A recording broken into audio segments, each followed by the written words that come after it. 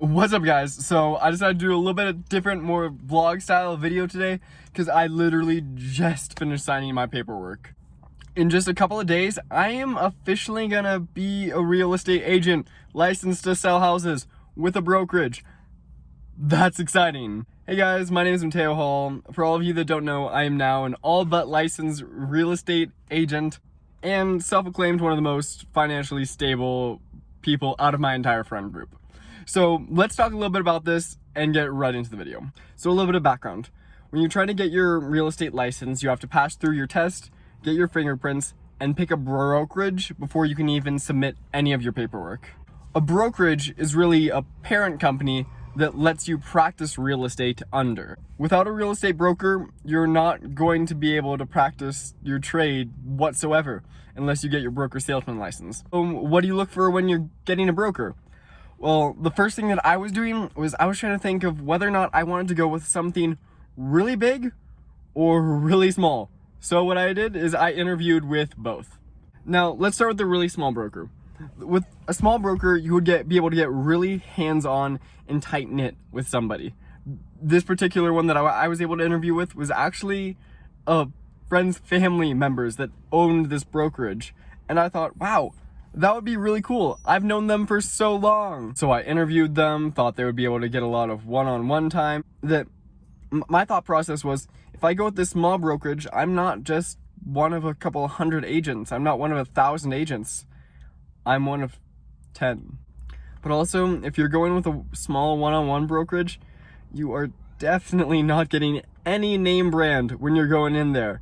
I'm from XYZ Brokerage, and nobody knows what you're talking about. So I went on the exact opposite side of the spectrum and picked the largest brokerage that I could find, the most agents, the most potential, the most everything.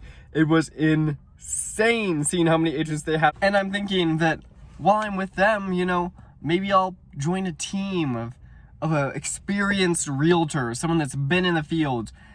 Of course, I won't be able to get the one-on-one time, but I'll have that name brand. People will be like, oh, I recognize that name, sure, I'll let him represent me.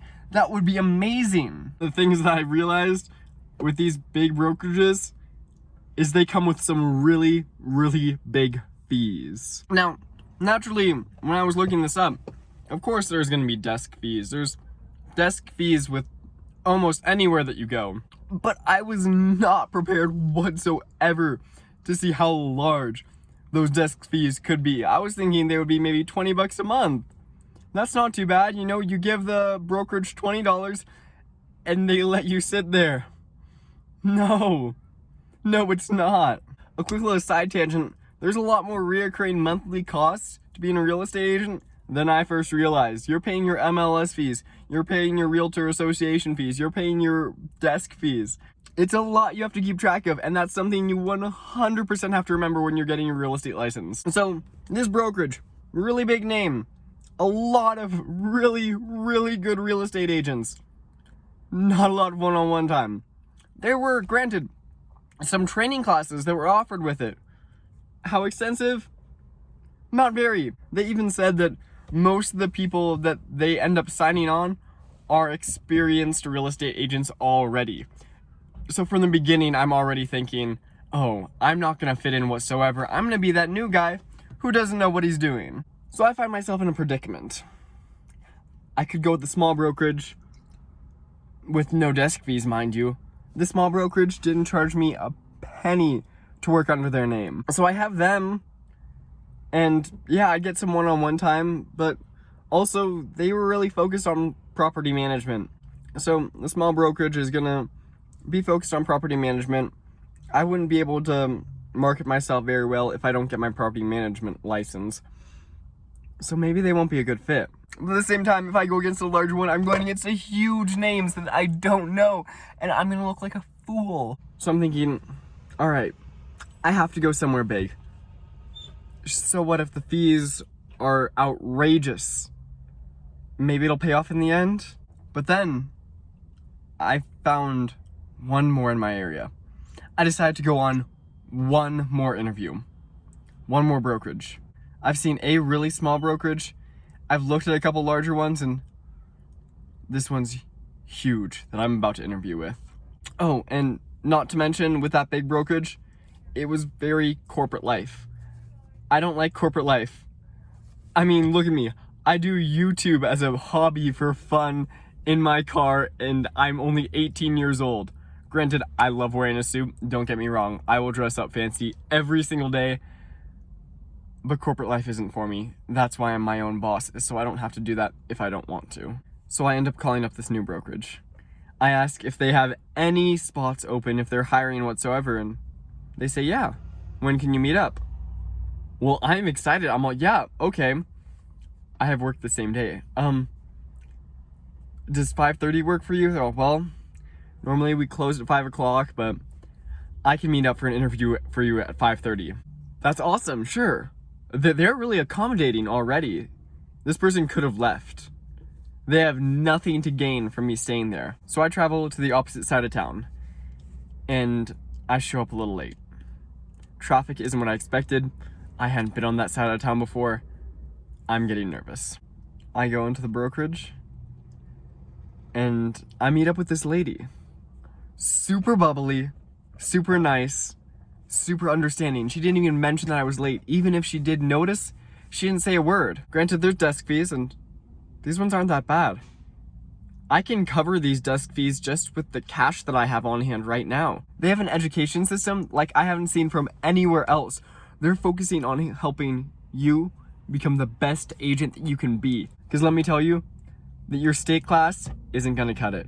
The classes that she was telling me about were about hands-on stuff. They were bringing in closing companies, escrow companies, and really told you how it happens. I was told about a program that lasts a little over a month long.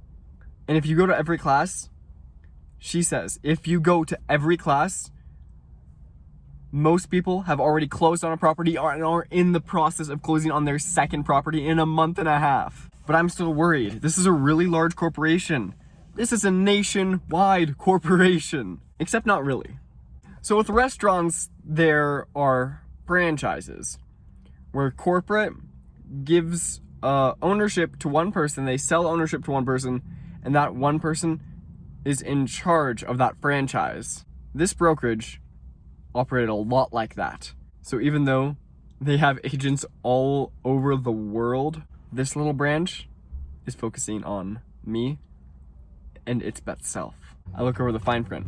Commission splits, profit sharing, miscellaneous expenses, and desk fees, and this is the perfect balance.